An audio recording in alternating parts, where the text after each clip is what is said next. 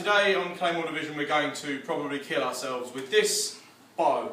I made this a couple of years ago as an attempt to start getting into making my own bows. It went okay, it's not the best bow in the world. It's made of a solid piece of ash with drywall tape and wood glue to kind of give it some kind of backing and stop it splintering. When I built it, it shot at about 18 pounds of pressure at 20 inches of pull. It's probably lost a little bit. However, I want to turn it into a massive crossbow. Bolt thrower. A bolt thrower or a gastraphites, a belly bow. Ballista. Or a Bowzooka. Bowzooka. We do it from the shot. I like that. Bowzooka. We go with Bowzooka. Bowzilla. It's a 4-foot bow. It's a little bit uneven, like I say, it was a test bow, but we know this is safe, hopefully. We do have detailed blueprints. Would you like to come check those out? These are, I don't know what that is. It's my detailed blueprints. Oh, good. For the well, hopefully in a second we'll film the other supplies I picked up in nameless hardware shop yesterday. I've got a large bit of wood and something we can make a trigger mechanism out of, and then 2 little things to run an arrow down, and tons of arrows, but let's cut them short and make bolts because they go better that way. And hopefully we can put holes in things. Nice. Like Barry.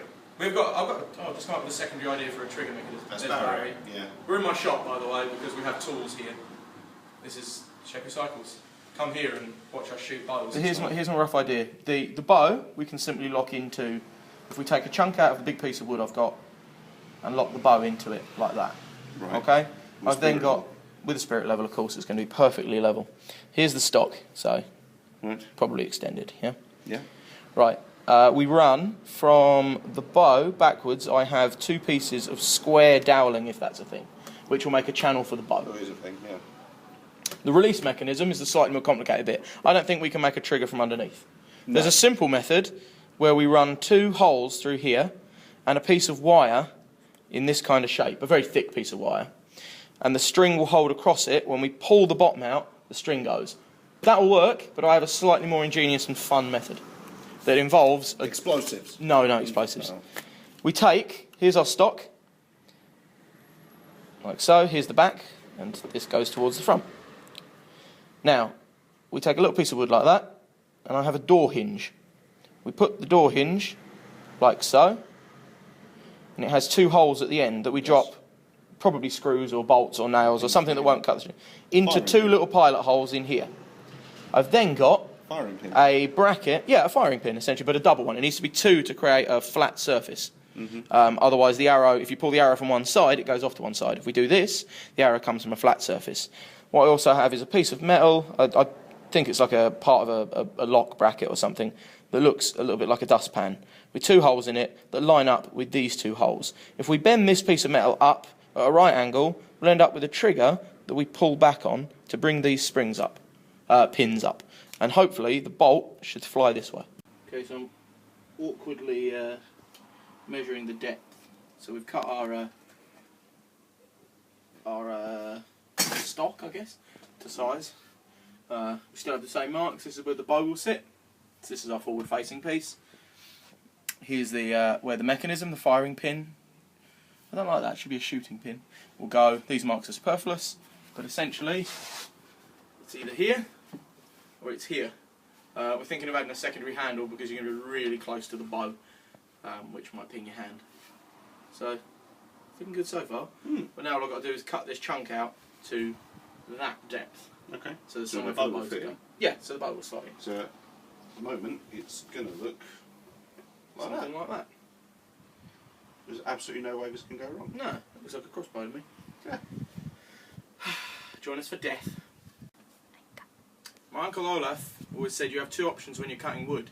You can use a saw to cut nice, precise lines like the ones we're going to need here to the exact depth, or you can hack it together with a bearded axe.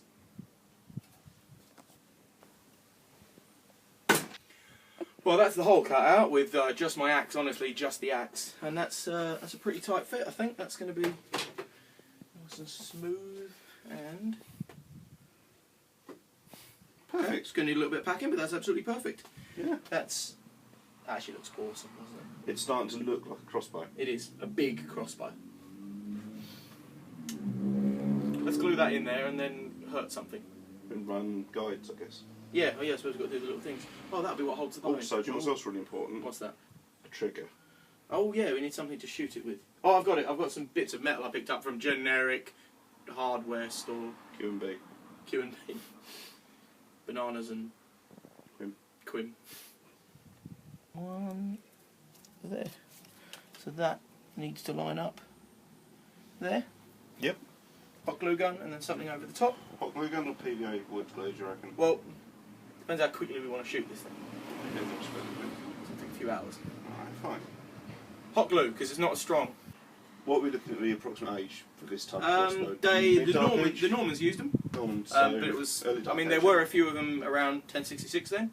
Okay. So, I mean, that's the end of the Viking Age, but probably latter Dark Ages. But they would have been around before I'm saying that they wouldn't have glued it, because if you've got the enemy approaching over the hill, they haven't got time to get a horse, kill a horse, boil the horse, reconstitute the horse. So they would have had to resort to a hot glue gun anyway. Yes, exactly, yeah, because they would have brought their Norman generators around. Well, we've got Godis could just do magic. Magically hot glue. Magic hot glue. Viking. You got any idea what you're on about? This is a bolt action rifle, right? Yes, this is a rifle, well done. Yeah. How far the bowstring's going to stretch back to, we reckon we can get it about here. Yep. So we just need to mark it. do a little mark. We could use a pen. No, this is fine. This yeah, is are you sure we don't want to... Absolutely perfect. That's amazing. How did you do that? Amazing. It's even the same colour as the pen I didn't use. Yeah. Okay. Right, what I'm thinking is we'll have a little piece of wood just to lift this up a little bit. But essentially we have this little thing here, and we attach... That's a lot tougher than I thought it'd be. We attach one of the... Get out of the packet! Generic branded thing. I don't know how strong this is going to be, but it should be strong enough. So it's as strong as the packaging was sorted. Yeah, we'll bend that at 90 degrees. Actually, that's pretty tough, so we'll have to put that in the vise to do it, so that should be good. We'll bend that 90 degrees there. So why are we bending this? To make a trigger. Because if we do it like this, we won't have very much lift. Okay. If we bend that at 90 degrees at about here, then it will come up to about here, which means when we do this, we'll have two little... What I'll do is bolt that through there. There'll be two little countersunk holes in here for that to sit in, and then when this lifts, it lifts the pins up, hopefully releases the string from here. So we're going to bolt the bolt action onto the bolt-on bolt thrower. I'm going to screw it, but yeah, why not? Okay, so I'm just measuring, let's just do it that way, measuring up the trigger mechanism. We've got half of it installed on the bow. And I'm just going to clamp that here and gently fucking-eyes it.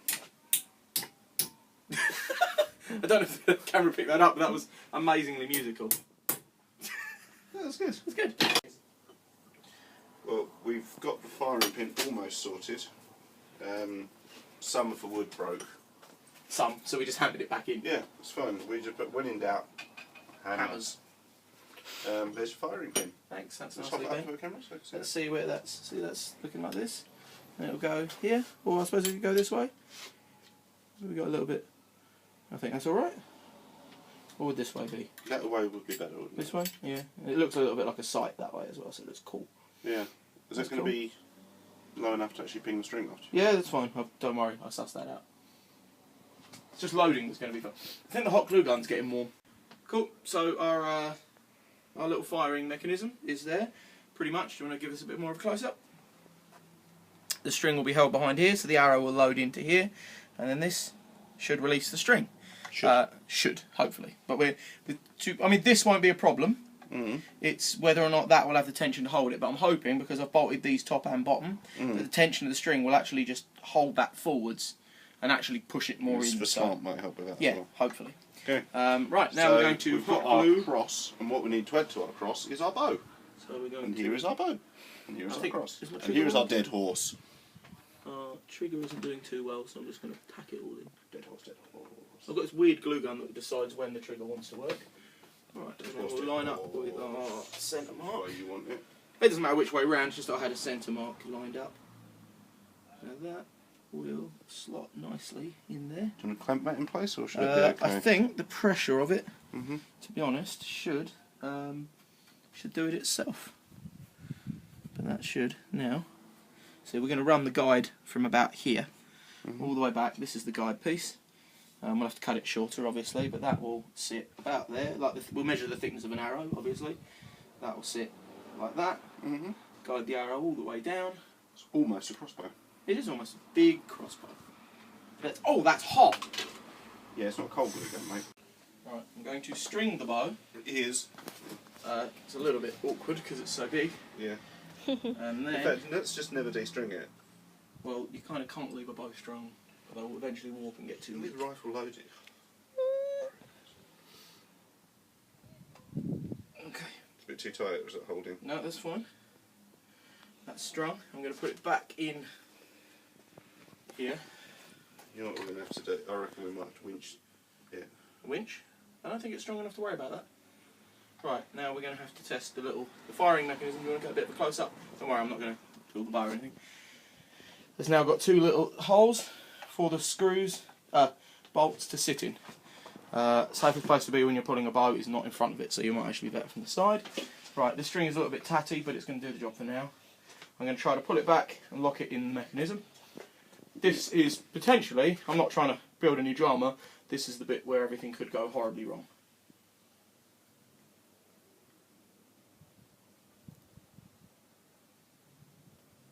Right, it's past the mechanism. Right, the mechanism's trying to rise up, but if I hold it like that, it holds the bow. I won't dry fire because that's how you kill a bow. Okay, so the pin holds and everything now. The only problem we've come across is this is the thickness. This is a bolt. We're going to put a fletcher on the back and obviously a knock as well. This will sit in roughly here, like so, with the string cocked back. We've got two of these that will line up down the bow, like so. Now if I try to slot them in where they would be, I've got one there, and one like so. And at the minute, the string is what's holding them in. Now they should go like that. Problem we have with a bolt loaded in, once it's pulled back, firstly, the problem is that this, if we try to put it up here so we can see, doesn't have enough rising up here for the string to really go in the centre. So we're going to need some kind of top notch. That we can get away with, it can be done. The problem comes when, with these bits of wood in here, is this going to hold the string? And let's take the arrow out in case it slips. That's what we're going to find out now. So with these just kind of pinned here, I'm going to try to lock it with the bit of wood in the way. If this works, we're still good. Do you want me to come take a string? I think that's great, you know. I think that's fine. It seems to be holding okay. Oh yeah, so it's done. It kind of, well, we think it works. It certainly goes back and it holds. We've had to adapt the back of the bolt a little bit. We've just put a little wooden block. I don't know how well you can see that there. And what that means is the string can kick off the top. Just a little bit of glue and a little bit of soft wood. It goes back, it locks, it loads, like so. Load and locked. Kind of have to hold the pin a little bit. Yep. Bolt goes in, all the way back. So it's making the proof is it's actually let's see work. if we actually shoot. Try to hit the towel. I wonder if this will actually work. Yes! It works! Shall I check what kind of penetration Yeah, let's we've go. got We'll there? definitely get us a towel and cardboard. Do you want to bring the camera up? Come, camera, come. I was considering the towel is huge and how many times have you shot across? Actually, it elevated slightly because I was aiming lower. Oh, okay. So it shot up a little bit. That was only the pointing, but surely through cardboard gut versus... shot. But gut shot, that's going to sting like a bugger. You're down if that's a gut shot. Oh yeah, that's painful. We have a working crossbow. Well, Bowzooka. Yeah. It's a bit bigger than an average. See, an average medieval crossbow would have limbs that end about here, and to use tension in the middle.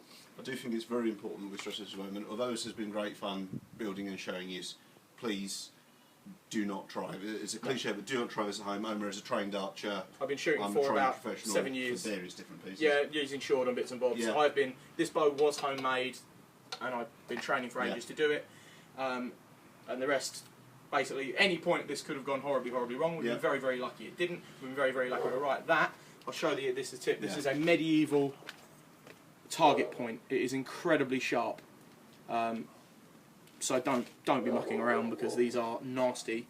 Yeah. Get into archery by all means. Find an archery club. If you want to do this, if you want to have this kind of fun, join an archery group, get the proper training, get the proper equipment, because that's what we've had our access. Please look after yourselves, because we need an audience. Then you can dick around as much as you like.